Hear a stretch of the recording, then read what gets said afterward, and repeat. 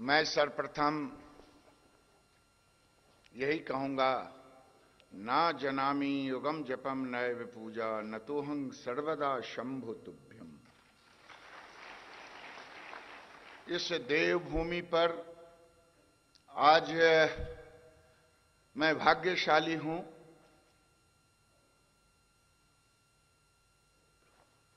कि विभाग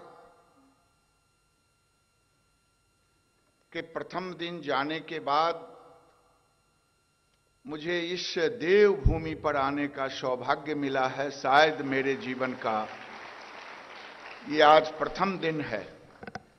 परम आदरणीय, प्रातः स्मरणीय स्वामी जी, परम आदरणीय आचार्य जी, मैं तो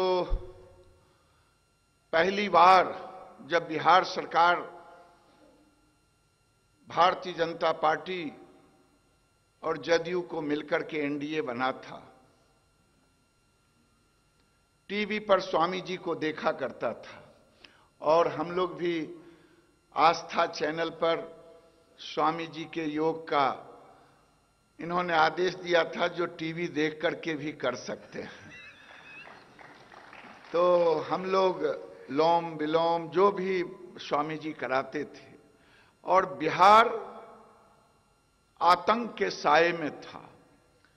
शाम सूरज के ढलते लोगों में एक भय का वातावरण होता था, लोग नहीं आते थे। और उन परिस्थितियों में पहली बार सरकार बनने के कुछ दिन बाद परम आदरणीय स्वामी जी बिहार की धरती पर आकर के उस अंधेरे में एक प्रकाश देने का काम किया था योग के माध्यम से। जो हमारी मां, बहनें, बेटी सभी 4 बजे सवेरे, 3 बजे सवेरे गांधी मैदान पहुंचते थे। और उस समय हम सबों ने कहा कि लगता है कि स्वामी जी के पैर पड़ते ही बिहार में एक आनंद का वातावरण आ गया है।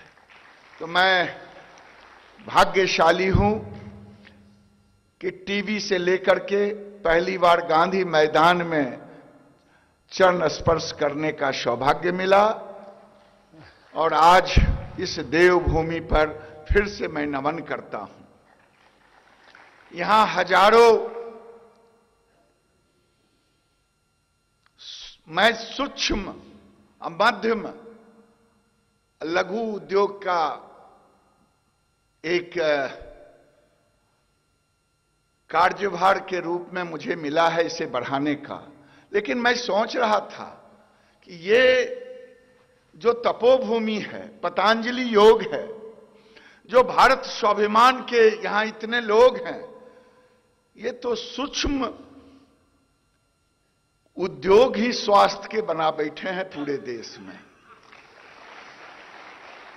क्योंकि करोड़ों करोड़ केवल भारतवासी ही नहीं बल्कि पूरी दुनिया में जो स्वास्थ्य पर लोगों का अपव्यय होता था, आज हम लोग कहते हैं कि स्वास्थ्य ही सर्वोपरि है। जो स्वास्थ्य है वही सबसे बड़ा धन है। तो ये पूरे दुनिया में जो सूक्ष्म स्वास्थ्य उद्योग खड़ा किया, इसके लिए स्वामी जी को सत सत नमन। दूसरा, जब स्वामी जी भारत स्वाभिमान के लिए मल्टीनेशनल के खिलाफ आंदोलन छेड़ा और संकल्प लिया कि हम गांव गरीब किसान की आर्थिक स्थिति को सुधारेंगे, भारत का पैसा भारत में कैसे रहे, इसके लिए इन्होंने जो पतंजलि योग के द्वारा जो हमारे लिए उपयोग में आने वाले दवा से लेकर के मंजन तक सारे चीजों की व्यवस्था की, ये सूक्ष्म उद्योग का इससे बड़ा और कोई उदाहरण नहीं हो सकता। मैं तो सोच रहा हूं कि ईश्वर ने, हम तो आचार्य जी से कुछ मांगने आए थे, फोन पर मैंने कुछ मांगने के लिए मैं संकल्प करके आया, लेकिन आज मैं जब सवेरे बैठा था मैं तो कहा कि शायद ईश्वर ने मुझे ज्ञान के लिए यहां भेजा है स्वामी जी के चरणों में, कि तुम जो स्वच्छ सूक्ष्म की बात कर रहे हो, जो हमारे प्रधानमंत्री का एक विजन है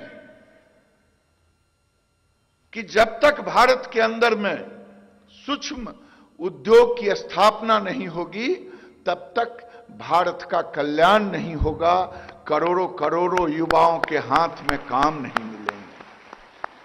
और मैं वैसे तो स्वामी जी कहने के लिए नहीं, मैं लेकर के ही अपने उपयोग का सारा चीज इसी पतंजलि का प्रयोग करता हूं। और इसलिए नहीं प्रयोग करता हूं कि आपका आशीष है मुझ पर, इसलिए प्रयोग करता हूं।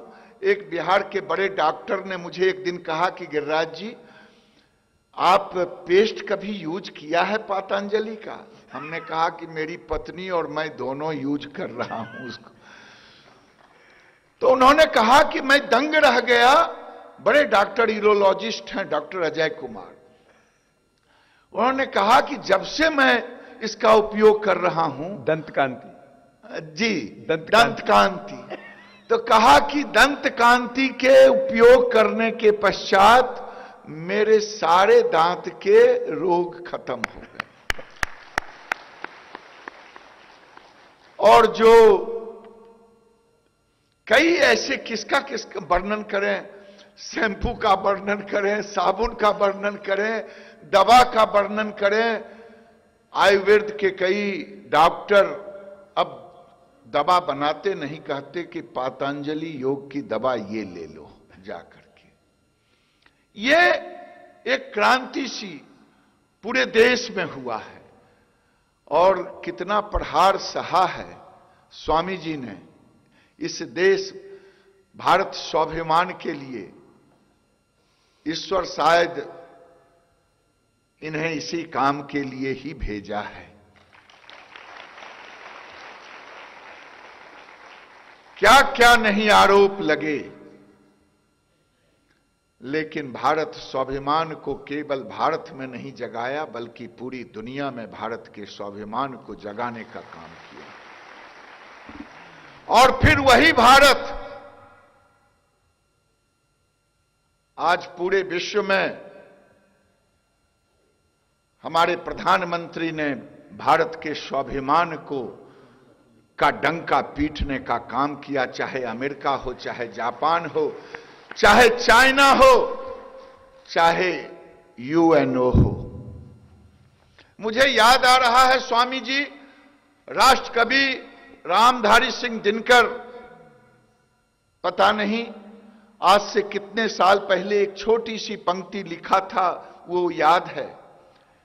एक हाथ में कमल लिए, एक हाथ में धर्म दीप्त विज्ञान, लेकर उठने वाला है इस धरती पर कोई इंसान। मैं आश्चर्य कर रहा हूं, क्या वही भारत, क्या दिनकर ने कभी सोचा था क्या? उस समय भारतीय जनता पार्टी का जन्म भी नहीं हुआ था, न चुनाव चिन्ह था कमल।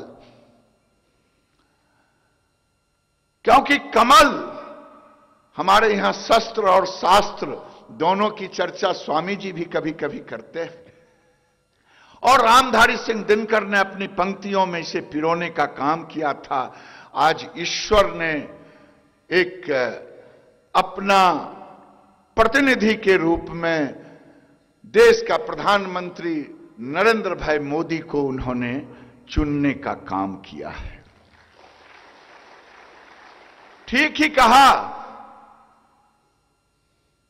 भारत की संस्कार और संस्कृति के अनुरूप ये सरकार, किसी सरकार में हिम्मत नहीं है जिसका प्रधानमंत्री कहे कि पूरी दुनिया के लोग हमारे पास आते हैं, हमारे आवास के अंदर मांस मदिरा वर्जित है। आज तक किसी की हिम्मत नहीं हुई। ये भारत के स्वाभिमान, संस्कार और संस्कृति की बात होती है।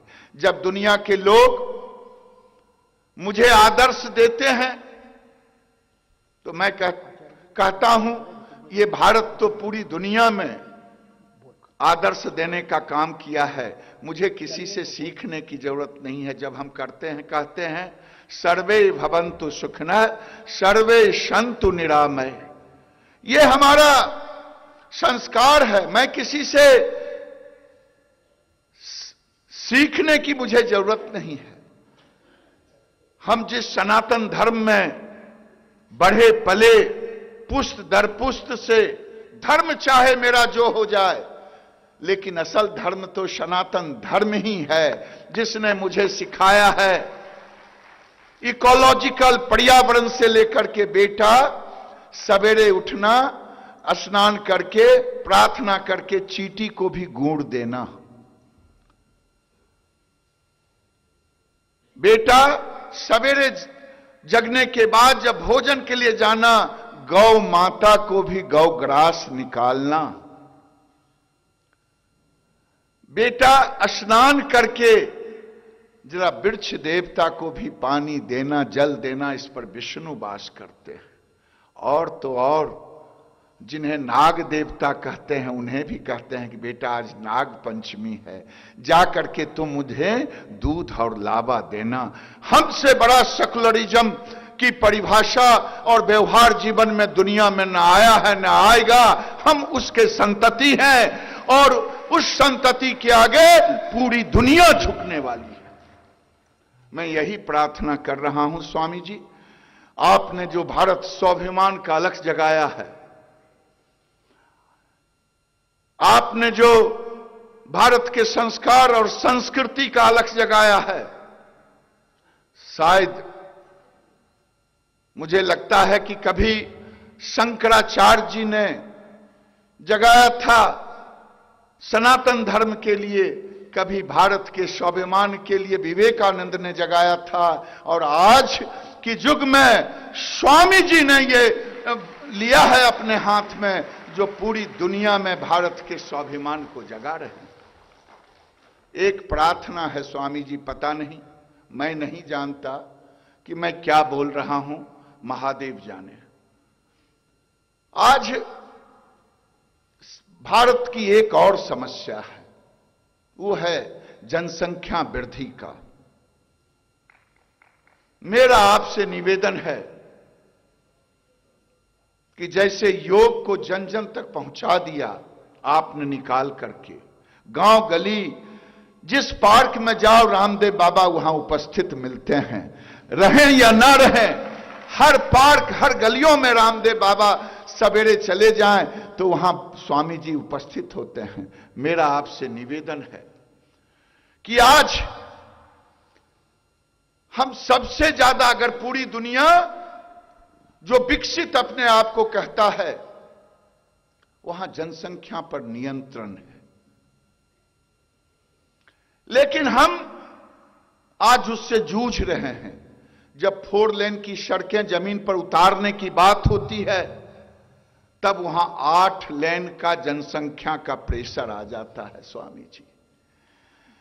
जब स्कूलों में कमरे बनाने की बात होती है, सरकार केंद्र से सोचती है कि 2 कमरे देंगे इतने जनसंख्या पर, तब तक वहां 4 कमरे का प्रेशर आ जाता है। स्वामी जी स्वास्थ्य का भी वही हाल है, रोजगार का भी वही हाल है। ये कैंसर से बड़ा रोग है। आज कुछ लोग तो सीखने का काम किया है, अपने आप में आत्मसात करने का काम किया है। मैं निवेदन करूंगा, आज इंडोनेशिया और मलेशिया ने भी इसे स्वीकारा है। आप का आशीर्वाद हो देश के लोगों के प्रति कि जो लोग इसे आत्मसात अभी नहीं कर पाए हैं। मैं आनंद से विभोर हो गया स्वामी जी कि हमारे नवादा बिहार के कंस्टिट्यूएंसी में बाढ़ आया। जो लोग कहते थे कि अनुसूचित समाज के लोग हैं, इनमें जागृति नहीं है जनसंख्या नियंत्रण के लिए। एक स्कूल में कैंप लगा था। मैंने पूछा उन भाइयों से जो 50 से ऊपर थे कि आपके कितने बच्चे हैं। उन्होंने कहा 4, बहुत हुआ तो 6, कुछ परसेंट था जो 8। जो 40 से नीचे थे स्वामी जी, 35 से नीचे थे, वो 2 और 4 पे आ गए। मुझे खुशी हुई। वो निरक्षर जरूर हैं, शिक्षा की कमी जरूर है। मैंने पूछा कि पिताजी, चाचा जी के इतने बच्चे, तुम इतने भाई, तुम क्यों? कहा कि अब जरूरत है जागृति लाने की, क्योंकि उन्हें शिक्षा भी देना है, रोजगार भी देना है। हम भी चाहते हैं एक नियंत्रित परिवार हो। स्वामी जी, जागरूकता तो आई है, लेकिन जो लोग अभी जगाने पर भी नहीं जाग रहे हैं, उन्हें जगाने की जरूरत है, जिसके कारण आज हम उन लक्ष्य को प्राप्त करने में असमर्थ हो जाएंगे। सौभाग्य हमारा है कि हमारे प्रधानमंत्री पूरे देश में एक माहौल बनाने का काम किया है, एक रोजगार के लिए अवसर प्रदान करने का काम किया है, एक विकास के लिए इंफ्रास्ट्रक्चर बनाने का काम किया है। आपके आशीर्वाद से अब धीरे धीरे पटरी पर गाड़ी आ रही है। जब उन्होंने स्वच्छ भारत की बात की तो लोगों ने कहा ये राजनीति है। क्या अपने घर में तुम कूड़ा करकट डालते हो? अपने कैंपस को तो गुलाब और गुलदस्ते से भर के रखते हो और पूरे सड़कों को, शहरों को कचरा से भरना चाहते हो? ये राजनीति है। अगर भारत स्वच्छ होगा तो पूरी दुनिया में नाम होगा। जैसे किसी के दरवाजे पर जाते हैं, कहते आहा कितना आनंद है, इसके घर में स्वच्छता है। तो जब भी हम कोई कदम उठाते हैं, जिनका काम है निंदा करना, बुराई करना, वो उसी नजर से देखते हैं। तुलसी ने कहा है, जाकी रही भावना जैसी, प्रभु मूरत देखी तिन तैसी। तो मुझे इसकी चिंता नहीं है, मैं केवल मांगने आया हूं। आचार्य जी से कुछ मांगूंगा, आपसे मैं मांग रहा हूं कि ये जनसंख्या नियंत्रण भी आपके एजेंडा में आए। जो लोग नहीं सुन रहे हैं उन्हें भी सुनाने की कोशिश करें, क्योंकि हम बहुत लोग जागृत हो गए हैं। ये कैंसर है, अगर इस पर हमने काबू नहीं पाया तो फिर हम बिहार को, भारत को, देश को दुनिया के सामने जो एक विकसित चित्र खींचना चाहते हैं, वो चित्र शायद खींचने में मुझे कठिनाई होगी, समय लगेगा, विलंब होगा। मैं आज के अवसर पर इतना ही कहना चाहूंगा कि यहां आए हुए पूर्व यूपी और बिहार से जो स्वाभिमान भारत, भारत स्वाभिमान जिस रूप में नाम लें आप, कण कण में आप जगाने का भारत के उस जो कभी हम किताब के पन्नों में सुना करते थे, वो आज आप धरती पर उतारने का काम किया है। लोगों में एक स्वाभिमान जगाने का काम किया है। आप सबों को मैं नमन करता हूं। और मैं इतना जरूर कहता हूं कि स्वामी जी, खास करके मैं जिस विभाग का मुझे दायित्व दिया गया है, उसमें आपका आशीर्वाद चाहिए। और आप ही के विजन से हम भारत को, जो हमारे प्रधानमंत्री का लक्ष्य है जन जन तक ले जाने का, उसको हम ले जाने का काम करेंगे। मैंने आज आचार्य जी से आया हूं प्रार्थना करने के लिए कि मेरा एक विजन है जीरो कॉस्ट पर दूध का उत्पादन। जो देसी गाय है लोग देसी गाय को छोड़ रहे हैं कि ये तो हमें कॉमर्शियली हमारे लिए वायबल नहीं है। आपने बहुत काम किया है स्वामी जी, बहुत काम किया है। मैं केवल चारा से उसे जोड़ने का काम किया हूं। वो चारा है सहजन, पता नहीं उत्तर प्रदेश में क्या कहते हैं, हम मोनगा कहते हैं, बिहार में सहजना कहते हैं। उसे हरे चारे के रूप में प्रयोग करके मैंने प्रयोग किया है, प्रयोग करके आया हूं अंतिम आशीर्वाद लेने के लिए कि जीरो कॉस्ट पर दूध का उत्पादन। जिस दिन गैया माता घर घर में हो जाएंगी, कोई ना पूछेगा कि ये 5 लीटर दूध देती है या 5 लीटर गौमूत्र होता है। ये दोनों हमारे लिए, दूध और गौमूत्र दोनों अमृत के समान है, गोबर अमृत के समान है।